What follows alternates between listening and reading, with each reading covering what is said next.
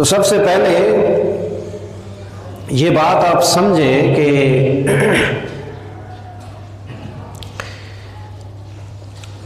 جو نکاح کے ابتدان چیز ہوتی ہے، یعنی ایک شخص کا نکاح ہونا ہے تو ہمارے معاشرے میں لڑکے سے پوچھا جاتا ہے کہ تیرا نکاح جو ہے وہ فلاں لڑکی کے ساتھ ہم نے کرنا ہے، شادی فلاں لڑکی کے ساتھ کرنی ہے۔ معاشرے کے اندر جو بڑے ہوتے ہیں وہ یہ فیصلہ کرتے ہیں، باپ ہے، بڑا بھائی ہے، یا خاندان فیملی کے جو دیگر حضرات ہیں۔ اکثریت میں اطلاق ہی ہوتا ہے، اکثر ایسے ہی ہوتا ہے، عمومی طور پر اکثریت ایسے ہوتی ہے، لیکن کچھ اس کے برعکس بھی ہوتا ہے۔ اپنی مرضی سے نوجوان شادی کرتے ہیں، ہمارے معاشرے میں کورٹ میرج بھی ہے، دیگر معاملات ہی، لیکن میں اکثر کی جو بات کر رہا ہوں کہ اکثریت سے ایسے ہی ہوتا ہے کہ جب ہمارے معاشرے میں کسی کی شادی ہوتی ہے تو اس سے پہلے ایک لڑکی والوں کے پاس دعوت لے کے جاتے ہیں، رشتہ طے ہوتا ہے، تو گھر کے جو افراد ہیں وہ بیٹھ کے یہ فیصلہ کرتے ہیں کہ ہم نے اپنے بیٹے کی فلاں شخص کی بیٹی کے ساتھ شادی کرنی ہے، نکاح کرنا ہے۔ تو جب گھر میں فیصلہ ہوتا ہے تو پھر ان کے پاس جایا جاتا ہے، پوچھا جاتا ہے، اجازت ہوتی ہے۔ یہ وہ نکاح سے پہلے کے معاملات ہیں جو طے ہوتے ہیں اور اس کے بعد نکاح ہوتا ہے۔ ہمارے معاشرے کا بڑا ایک المیہ ہے کہ ہم بیٹے سے تو پوچھ لیتے ہیں، گھر کے افراد بیٹھ کر یہ فیصلہ کرتے ہیں اور بیٹے سے پوچھ لیتے ہیں کہ ہم نے تمہاری شادی فلاں لڑکی کے ساتھ یا فلاں کی بیٹی کے ساتھ کرنی ہے۔ کچھ لوگ اقرار کرتے ہیں، کچھ لوگ انکار کرتے ہیں، اور کچھ لوگ کہتے ہیں کہ جیسے میرے بڑوں کی مرضی ہے اسی طرح میری شادی ہونی چاہیے۔ اور یہ اکثریت کے ساتھ ہوتا ہے کہ گھر کے بڑوں کے فیصلے کے مطابق ہی یہ رشتہ طے ہوتا ہے۔ لیکن ہمارے معاشرے کا یہ بھی ایک المیہ ہے کہ جو ہماری بیٹیاں ہوتی ہیں ان سے کبھی کوئی شخص نہیں پوچھتا، نہ ان کا بڑا پوچھتا ہے، گھر کا سربراہ پوچھتا ہے، اگر ان کی منشا ہو بھی تب بھی نہیں پوچھا جاتا، نہ ہو تب بھی نہیں پوچھا جاتا۔ اور آج اگر معاشرے کے اندر بہت ساری خرافات ہیں ہمارے معاشرے کے اندر، اور اولاد کے اعتبار سے جو لوگ بہت زیادہ پریشان ہیں کہ ان کی بیٹیاں، ان کے بیٹے اپنے طور پہ ایک فیصلہ کر لیتے ہیں،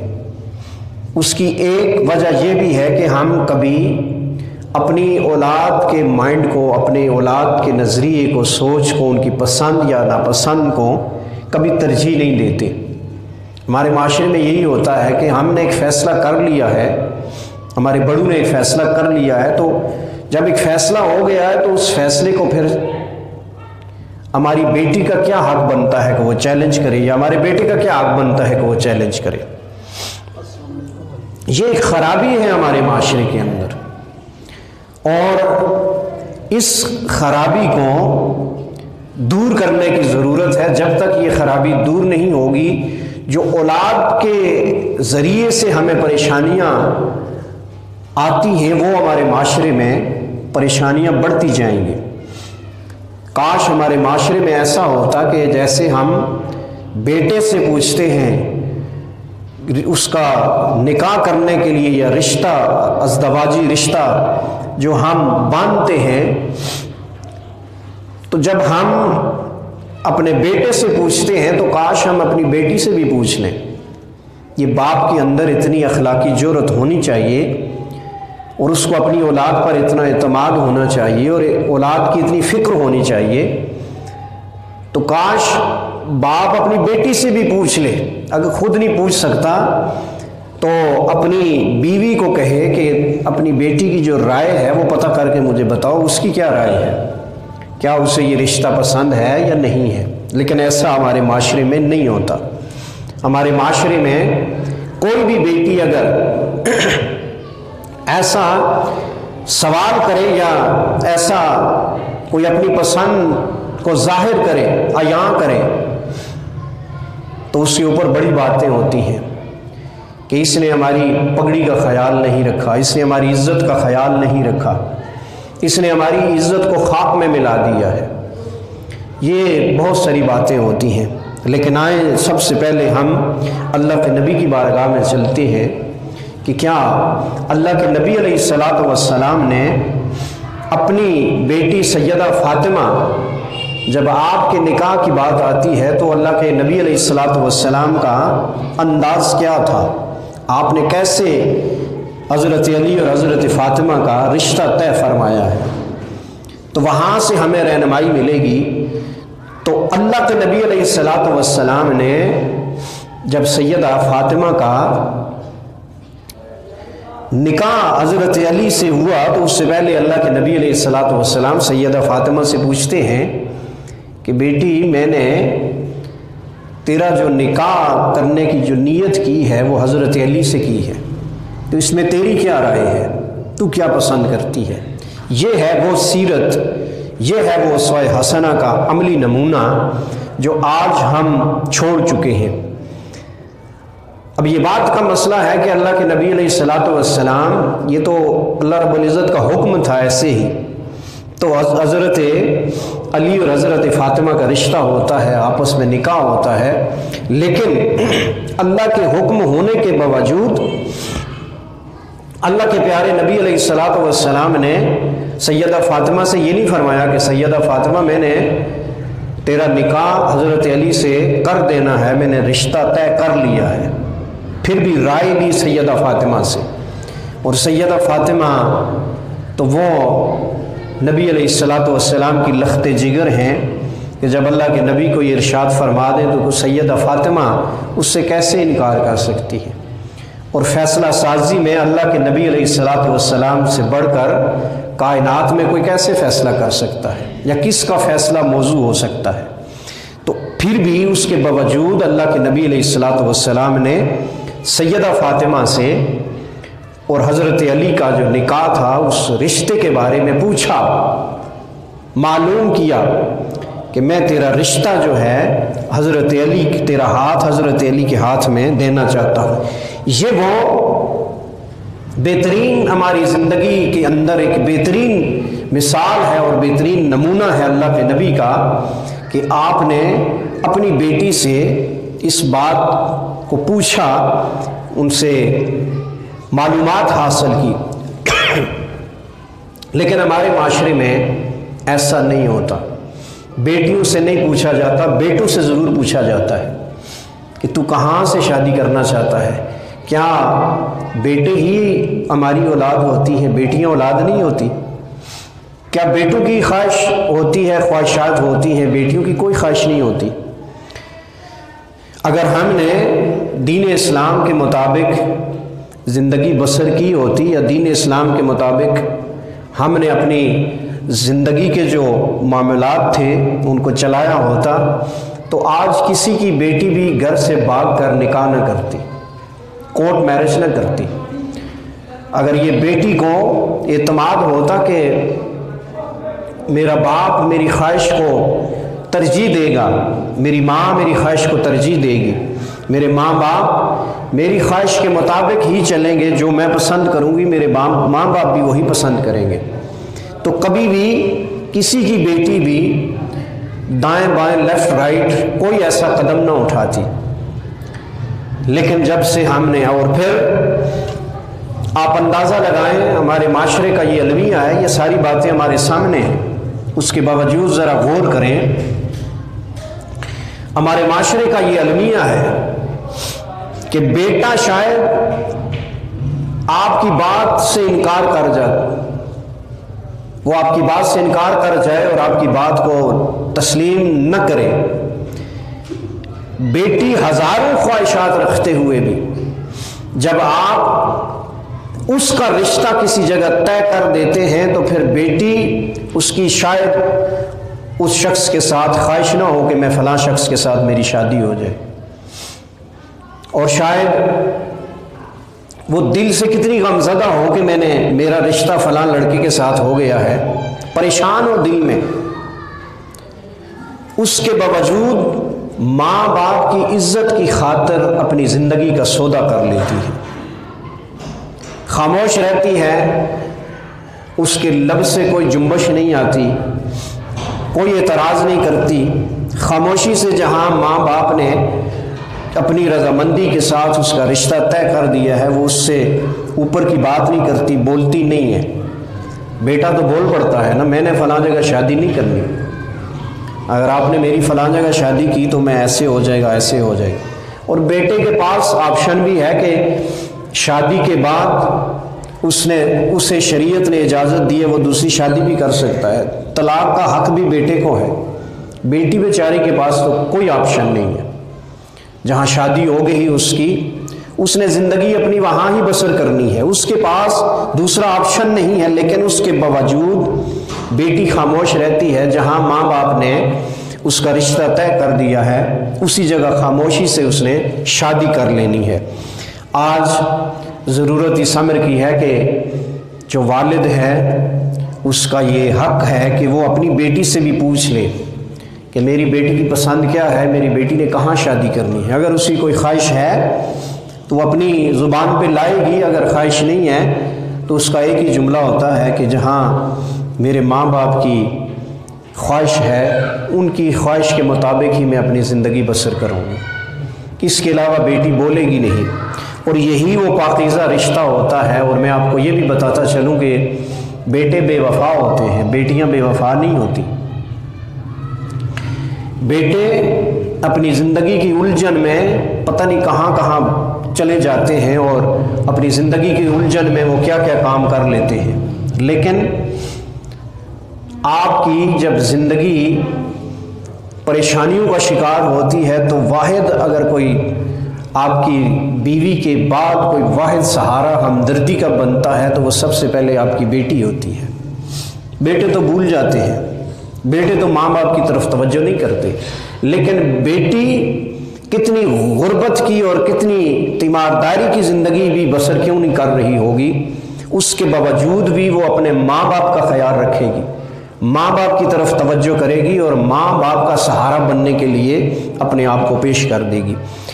جو آپ کے قبر تک کا ساتھی ہے۔ اور پھر بیٹے جب ہم دنیا سے چلے بھی جاتے ہیں نا ماں باپ، تو بیٹے کوئی کس جگہ پہ نوکری کر رہا ہے، جاب کر رہا ہے، ملازمت کر رہا ہے، نہیں بھی کر رہا تو بیٹے غافل ہوتے ہیں، ماں باپ کی قبر کی طرف توجہ نہیں کرتے۔ لیکن جب بارش کا موسم بنے نا تو اگر ماں باپ کی قبر کچی ہے تو بیٹی کو فکر ضرور ہوتی ہے کہ کہیں میرے ماں باپ کی قبر کے اندر پانی نہ چلا جائے، جا کے دیکھ آؤں، وہاں تھوڑی مٹی ڈال آؤں، وہاں جھاڑو پھیر آؤں، کہیں میرے ماں باپ کی جو قبر ہے وہ سلامت ہے بھی یا نہیں ہے۔ بیٹے تو وہاں بھی توجہ نہیں کرتے۔ تو جو اتنا خوبصورت رشتہ ہے، کیا ہم شادی کے موقع پر اور نکاح کے موقع پر کیا ہم کبھی اپنی بیٹی سے یہ دو لفظ پوچھنا، بلکہ بعض جگہوں پہ تو اتنی جہالت ہوتی ہے کہ اس جہالت کی وجہ سے وہ یہ سمجھتے ہیں کہ بیٹی سے مشورہ لینا اور بیٹی سے یہ بات پوچھنا ہماری توہین ہے۔ اللہ کے نبی سے نہ کوئی بڑا سردار ہے، نہ ہی بڑا کوئی حکمران ہے، نہ ہی کوئی انسان بڑا ہو سکتا ہے۔ جب اللہ کے نبی علیہ الصلوۃ والسلام نے یہ چیز پسند فرمائی تو میں اور آپ اور کسی اور وڈیرے کی اور کسی اور کی کیا مجال ہو سکتی ہے۔ تو یہ نکاح سے پہلے جو ہم نے چیزیں طے کرنی ہوتی ہیں ان میں سے سب سے پہلے یہی ہوتا ہے کہ آپ نے جو رشتہ بیٹی کا یا بیٹے کا دینا ہے یا کرنا ہے، اس حوالہ سے ہمارے پاس کم از کم دین کی معلومات ہونی چاہیے، اور بیٹے کے بھی اور بیٹی کی بھی رائے لینا اس میں شرعاً کوئی حرج نہیں ہے۔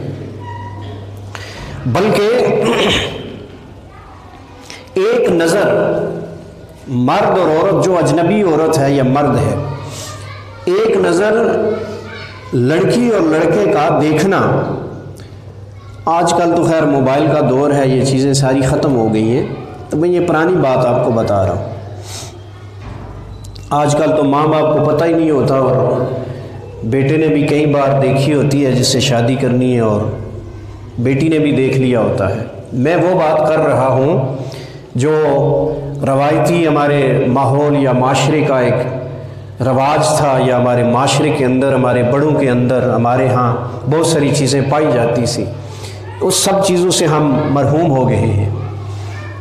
ایسے بھی ہوتا تھا کہ جس بچی کا رشتہ طے ہو جاتا تھا، وہ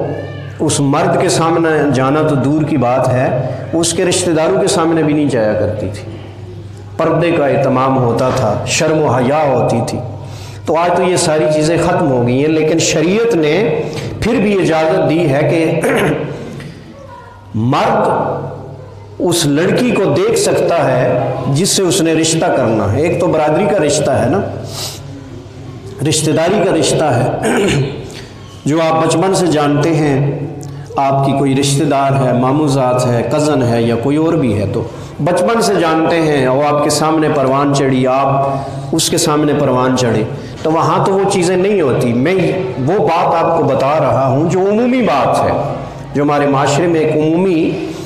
جو باہر کے رشتے ہوتے ہیں، یا باہر کی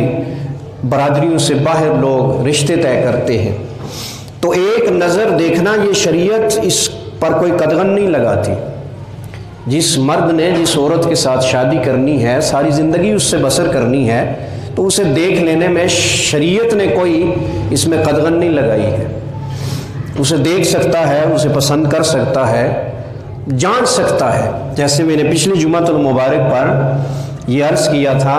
کہ کاش ہماری ترجیحات میں یہ بات شامل ہو کہ میں جس لڑکی کے ساتھ شادی کر رہا ہوں، یہ جانچنے کی کسی نے کبھی کوشش کی ہو کہ وہ دین کا علم رکھتی ہے، نماز پڑھتی ہے، نہیں پڑھتی ہے، حیا والی کتنی ہے۔ یہ ترجیحات نہیں ہوتی ہماری ترجیحات مختلف ہوتی ہیں۔ تو ایک نظر دیکھنا اور اس کے بعد ان کا رشتہ طے ہونا، اور ایسے ہی ہونا چاہیے۔ اور جو والدین ہیں، میں ان سے گزارش یہی کروں گا کہ جیسے آپ اپنے بیٹوں سے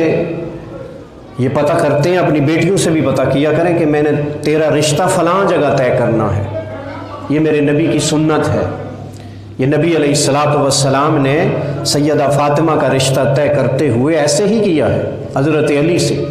حالانکہ اللہ کا حکم تھا، لیکن اس کے باوجود اللہ کے نبی نے ایسے ہی کیا ہے۔ اب نکاح کس عمر میں کرنا چاہیے، یعنی شادی کس عمر میں کرنی چاہیے؟ فطرتی طور پر انسان کے لیے اللہ رب العزت نے کچھ چیزیں انسان کی فطرت میں رکھی ہیں۔ مثال کے طور پر ہمیں صحت مند رہنے کے لیے غذا کی ضرورت ہے۔ یہ ایک فطرتی تقاضا ہے کہ بغیر غذا کے کوئی شخص زندہ نہیں رہ سکتا، اور اچھی غذا ہوگی تو اس کی اچھی صحت ہوگی۔ تو یہ فطرت نے ہماری صحت کے اندر، ہمارے جسم کے اندر یہ تقاضے رکھے ہیں۔ ہوا ہے، پانی ہے، دیگر لوازمات زندگی کی جتنے بھی ہیں۔ ایسے ہی نکاح کو ثواب قرار دیا گیا ہے، اور نکاح کی بہترین جو عمر ہے جو شریعت نے بتائی ہے، وہ 15 سے نوجوان مرد کے لیے 15 سے 18 سال کی جو عمر ہے وہ بہترین عمر ہے۔ یہ اس کی اچھی نشو و نما کے لیے، یہ اچھی میڈیکل اعتبار سے بھی آپ دیکھیں تو اس کی اچھی صحت کے لیے۔ اب جب وہ بلوغت کی طرف جا رہا ہے تو جیسے انسان بچپنے میں ہے تو وہ ماں کا دودھ پیتا ہے، اسے نوالا کھلا دیں گے تو وہ نوالا برداشت نہیں کر پائے گا، پھر رفتہ رفتہ اس کی غذا میں تبدیلی لائی جاتی ہے، دودھ سے پھر وہ نرم غذائیں اسے دی جاتی ہیں، اور پھر اس کے بعد کھانے پینے کی باقی چیزیں، ہارڈ چیزیں ہیں، سخت چیزیں ہیں، وہ اس کا معدہ برداشت کر لیتا ہے۔ یہ اس کی فطرت میں تھا، اور ایسے ہی فطرتی تقاضا ہوتا ہے۔ ایسے ہی جب مرد بالغ ہو جاتا ہے یا عورت بالغ ہو جاتی ہے تو اللہ رب العزت نے اس کی فطرت میں کچھ چیزیں رکھی ہیں، جیسے باقی جسم کی نشو و نما کے لیے ہماری فطرت میں بہت ساری چیزیں ہیں، ایسے ہی ایک نکاح بھی ہے جس کے بارے میں اللہ کے نبی نے ارشاد فرمایا، ان نکاح من سنتی، نکاح میری سنت ہے۔ تو اب بہترین جو عمر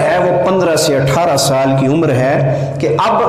جب وہ بالغ ہوا تو اس کی بلوغت کے ساتھ ہی اس کی جو ضروریات ہیں وہ پوری ہونی چاہیے، جو فطرتی ضروریات ہیں، فطرت کے تقاضا ہے، فطرت کا یہ تقاضا ہے کہ اس کی یہ ضروریات پوری ہونی چاہیے۔ تو 15 سے 18 سال کی جو عمر ہے اس میں مرد کی فی زمانہ شادی ہو جانی چاہیے، اور جو بچی ہے کم از کم 13 سال یا 14 سال کی عمر میں اس کی شادی ہو جانی چاہیے، کیونکہ اس عمر کے اندر وہ بالغ ہوتی ہے، پھر وہ بلوغت کی طرف جاتی ہے۔ تو جب اس کو بالغ مرد ہے یا عورت ہے، جب اس کے فطرتی تقاضے اسے ملیں گے نہیں تو صحت کے لیے بھی درست نہیں ہے، اور شریعت نے کوئی ایسا عمل ہمیں نہیں بتایا جو ہماری صحت کے خلاف ہو، جو ہماری طبیعت کے خلاف ہو، جو ہماری صحت کے لیے نقصان دہ ہو۔ جب تک ہم ان طریقوں پہ چلتے رہیں گے ہمارے حالات ٹھیک رہیں گے، جب ہم ان طریقوں کو چھوڑ دیں گے تو ہمارے حالات خراب ہو جاتے ہیں۔ شاید معاشرے کے اندر بولا جاتا ہے کہ یہ مولویوں نے بات بنائی ہوئی ہے کہ اتنی عمر میں شادی کر دینی چاہیے۔ اب ہمارے ہاں ایک قانون پاس ہو گیا ہے کہ 18 سال سے کم بچی کی شادی اگر کوئی کرے گا تو یہ قانونی جرم ہے۔ بس جس چیز کو شریعت نے پسند کیا ہے، کیا اللہ رب العزت کسی کے ساتھ ظلم کرتا ہے؟ معاذ اللہ، کیا شریعت کسی کے ساتھ ظلم کرتی ہے؟ اگر یہ کہا گیا ہے نا کہ چور کے ہاتھ کاٹ دیں جب وہ چوری کرے، تو یہ معاشرے کی اصلاح کے لیے ہے، معاشرے کی فلاح و بہبود کے لیے ہے، بہتری کے لیے ہے کہ اگر ایک شخص کے ہاتھ کاٹے جائیں گے تو معاشرہ ٹھیک ہو جائے گا۔ دین اسلام تو کسی پہ زیادتی نہیں کرتا، ظلم نہیں کرتا۔ تو ہم دین اسلام کو جب پس پر پشت ڈال دیتے ہیں، پس پردہ کر دیتے ہیں ساری چیزیں، تو پھر اس وقت نقصانات ہوتے ہیں۔ تو قانون آپ کو بے شک کہتا رہے، لیکن شریعت نے یہی بتایا ہے کہ عورت جو ہے وہ بالغ ہو جاتی ہے۔ اب ہمارے ہاں عجیب رواج یہ بھی ہے کہ ایک طرف 40-50 سال کا مرد ہے اور 18 سال کی 17 سال کی بچی اس کے ساتھ آپ شادی کر رہے ہیں۔ جب آپ تقاضوں کے برعکس چلیں گے تو پھر نقصانات بھی ہوں گے۔ ان چیزوں کی طرف ہماری توجہ نہیں ہوتی، اور جو اسمبلی کے اندر بیٹھے ہوئے ہمارے لوگ قانون پاس کر رہے ہوتے ہیں، بنا رہے ہوتے ہیں، انہوں نے ایسی خرابیاں کی ہوتی ہیں معاشرے کے اندر، اس میں کوئی دو رائے کی بات نہیں ہے۔ حرج شریعت نے اس پہ قدغن نہیں لگائی ہے، لیکن پھر بھی جو میں ایک عمومی آپ کو مسئلہ بتا رہا ہوں یا عمومی بات آپ کو بتا رہا ہوں، تو کم از کم بہترین جو عمر ہے نکاح کی وہ 15 سے 18 برس کی عمر ہے، یہ نکاح کی عمر ہے۔ اب آپ اپنے بچے کو، اب ہمارے ہاں کیا ہوتا ہے کہ یہ تو ابھی کام بھی نہیں کر رہا، اس کو ذمہ داریوں کا کیا احساس ہے کہ ہم اس کی اتنی عمر میں شادی کروا دیں؟ ایسے ہرگز بات نہیں ہوتی۔ جب آپ شریعت کے مطابق چلیں گے اور اللہ اور رسول کے حکم کے مطابق چلیں گے اور یہ فیصلہ کر لیں گے کہ شریعت نے ایک چیز بتائی ہے ہمیں، تو ہم نے اس کے مطابق شادی کرنی ہے ان کی، تو پھر باقی مسئلہ اللہ رب العزت پہ چھوڑ دیں۔ رازق میرا رب ہے۔ اللہ کے نبی کی بارگاہ میں ایک شخص حاضر ہوا اور عرض کیا، یا رسول اللہ بڑا تنگ دست ہوں۔ اللہ کے نبی علیہ الصلوۃ والسلام نے فرمایا شادی کی ہوئی ہے؟ عرض کیا یا رسول اللہ کی ہوئی ہے۔ فرمایا دوسری شادی کر لو، دوسری شادی کر لو۔ اب یہ اللہ کے نبی نے ارشاد کس لیے فرمایا؟ اس لیے کہ اس کے گھر میں جو آنے والی ہے رزق کو اپنا ساتھ لے کے آئے گی۔ رازق اللہ ہے، نہ میں ہوں، نہ آپ ہیں، نہ کوئی اور ہے۔ رازق اللہ ہے، اس نے نصیب مقدر جس انسان کے جتنے لکھے اس کے مطابق ہی اسے حصہ ملے گا۔ تو بہترین عمر جو ہے وہ 15 سے 18 سال کی عمر ہے۔ جب آپ کے بچے اس عمر میں جائیں تو ان کے لیے سوچا کریں اور ان کی توجہ کیا کریں۔ اگر آپ توجہ نہیں کریں گے اور اگر وہ کسی برائی میں پڑ گئے تو اس کا ذمہ دار کون ہے؟ جب ان کی فطرتی تقاضا انہیں مجبور کرتا ہے کسی برائی کی طرف،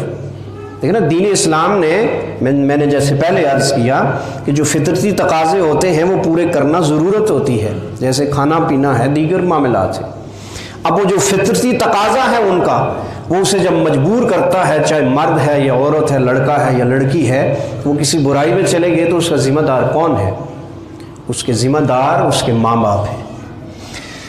تو اب تیسری بات کہ ہم نکاح جب کرتے ہیں تو یہ نہیں خیال کرتے کہ ہم اس کی عمر کا حساب کتاب بھی دیکھ لیں، عمر کے تقاضے کے مطابق ہی اس کی شادی کرنی چاہیے۔ آخری بات اس پر میں عرض کر کے اپنی بات کو ختم کرتا ہوں۔ اللہ کے نبی نے ارشاد فرمایا، اور جو پچھلے جمعہ پر میں نے عرض کیا تھا کہ جو مہندی کی رسم ہے، رسم مہندی کہیں سے ثابت نہیں ہے، لیکن عورت کا بناؤ سنگار جو ہے، عورت کو مہندی لگانا یہ شرعاً جائز ہے عورت کے لیے۔ اور بناؤ سنگار جو ہے اس کو پسند کیا گیا ہے کہ جب مرد کے پاس، اور ہماری چونکہ جو مائیں بہنیں ہیں، آج جو بہت ساری برائیاں ہیں نا ہمارے معاشرے میں، اس کا ایک فیکٹ یہ بھی ہے کہ ہماری ماں بہن بیٹی جو بھی ہے ہمارے گھر میں جب ہوتی ہے تو اسے کام کاج سے بھی فرصت نہیں ملتی، بناؤ سنگار نہیں ہوتا۔ صرف مرد کے لیے بناؤ سنگار کرنا یہ جائز ہے، باقی بازار کے لیے جب وہ نکلتی ہیں تو تیار ہو کے نکلتی ہیں۔ کوئی بھی ہماری ماں بہن ہمارے معاشرے میں ایسے ہی ہوتا ہے، شادی کے لیے یا کسی اور فنکشن میں کہیں بھی جا رہی ہیں وہ تو بناؤ سنگار کرتی ہیں۔ وہ یہ یاد رکھیں کسی کے لیے بناؤ سنگار کرنا درست نہیں ہے۔ باہر جب گھر سے جائیں تو آپ ایسی حالت میں جائیں کہ دیکھنے والا آپ سے نفرت کرے، نہ کہ ایسی حالت میں گھر سے نکلیں کہ ہر دیکھنے والے کی نگاہ آپ کی طرف جائے، کتنا اچھا کپڑا پہنا ہوا ہے، میک اپ ہے، فلاں ہے، یہ ساری چیزیں ہوتی ہیں ہمارے معاشرے میں۔ بناؤ سنگار کرنا شرعاً صرف اپنے خامد کے لیے جائز۔